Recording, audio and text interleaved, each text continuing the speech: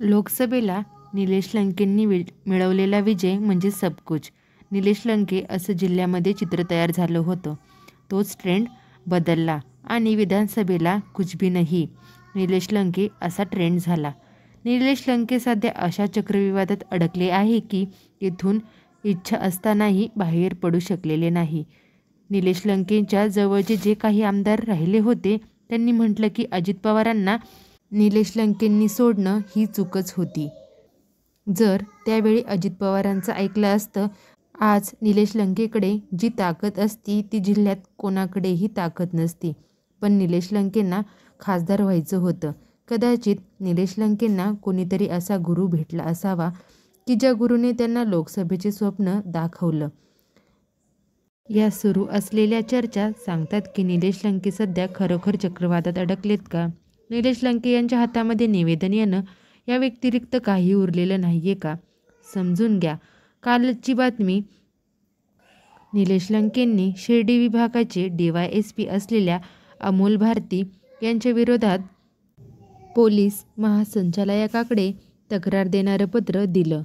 लोणी आणि शिर्डीमध्ये मनमानी DYSP अमोल भारती करतायत अशा चर्चा सुरू झाल्या आणि त्यावरती निलेश लंकेंनी आवाज उठवला. थोडंसं पुन्हा मागे जाऊयात. त्या अगोदर सोमनाथ घारगे जे जिल्ह्याचे SP आहेत त्यांना भेटून पत्र देण्यात आलं की जातीय सलोखा कसा अबाधित राहील यावरती लक्ष दिलं पाहिजे.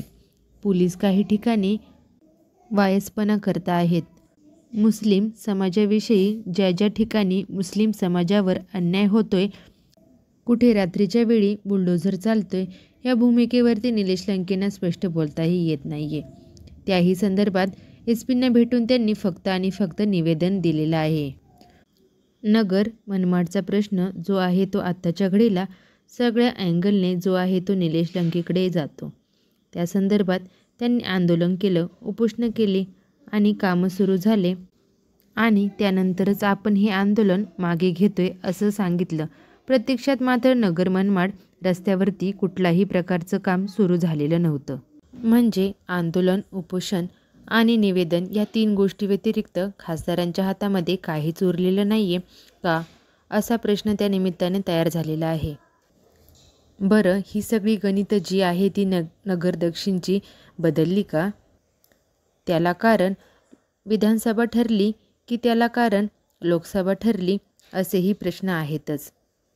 लोकसभेला जिथे सबकुछ निलेश लंके तयार झालं होतं, विधानसभेला असं काय घडलं की कुछ भी नाही निलेश लंके असं चित्र तयार झालेलं आहे.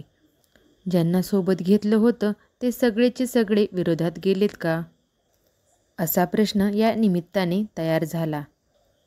जर पारनेरचं बोलायचं ठरलं तर आता विजू आवटींनी आत्ताच्या घडीला अजित पवार गटामध्ये प्रवेश केलेला आहे.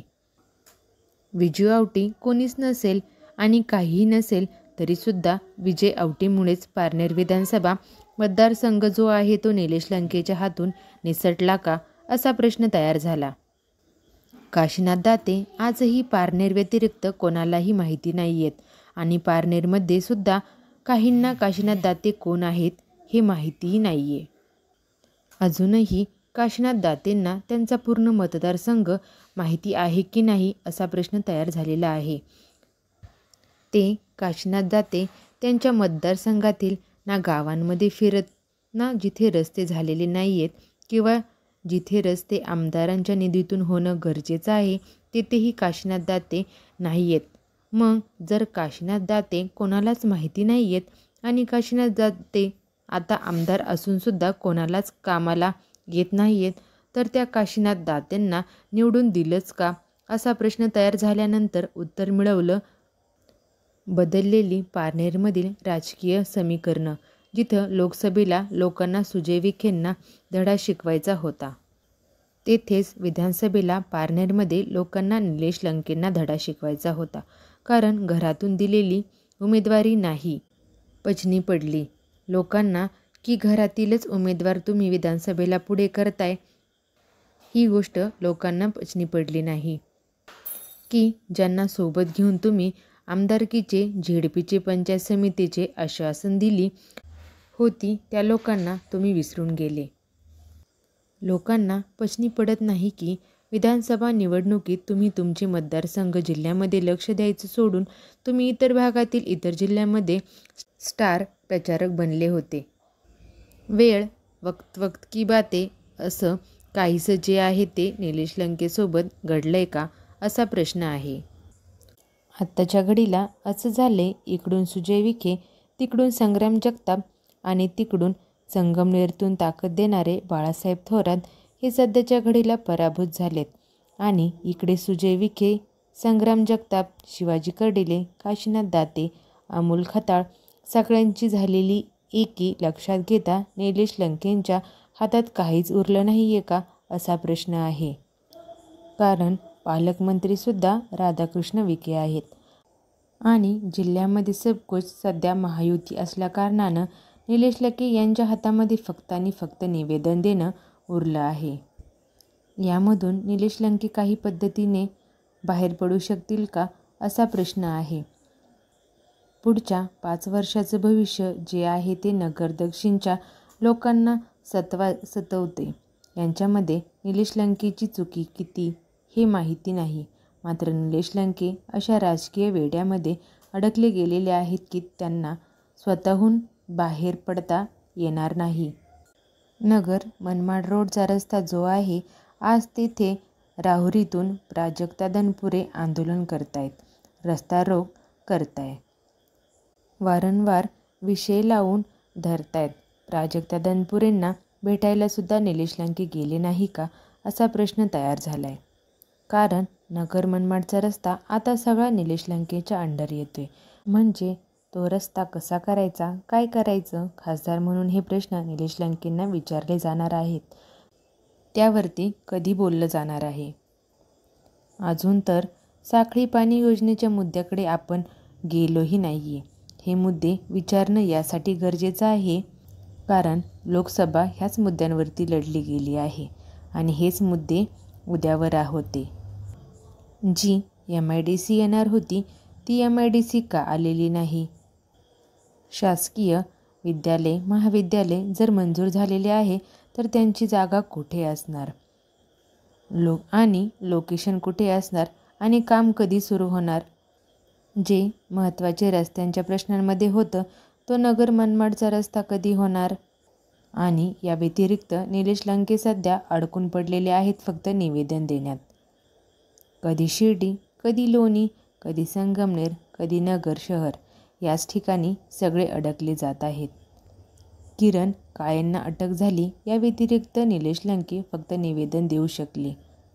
विक्रम राठोड यांना अटक झाली, त्यानंतर निलेश लंके फक्त निवेदन देऊ शकले.